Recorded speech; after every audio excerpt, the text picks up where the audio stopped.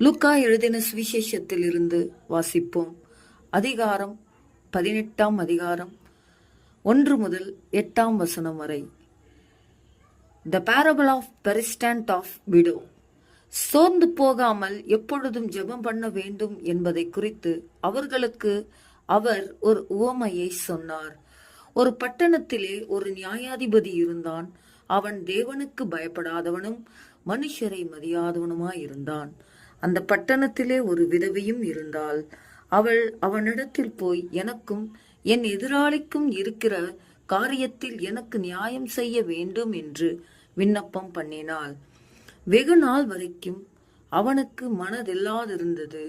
பின்பு அவன், நான் தேவனுக்கு பயப்படாமலும் மனுஷரை மதியாமலும் இருந்தும் இந்த விதவை என்னை எப்பொழுதும் தொந்தரவு செய்கிறபடியினால் இவள் அடிக்கடி வந்து என்னை அலட்டாதபடி இவளுக்கு நியாயம் செய்ய வேண்டும் என்று தனக்குள்ளே சொல்லிக் கொண்டான் என்றார். பின்னும் கர்த்தர் அவர்களை நோக்கி, அநீதி உள்ள அந்த நியாயாதிபதி சொன்னதை சிந்தித்து பாருங்கள். அந்தபடியே தேவன் தம்மை நோக்கி இரவும் பகலும் கூப்பிடுகிறவர்களாகி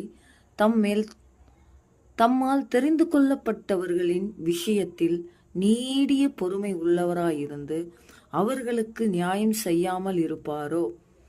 சீக்கிரத்திலே அவர்களுக்கு நியாயம் செய்வார் என்று உங்களுக்கு சொல்லுகிறேன்.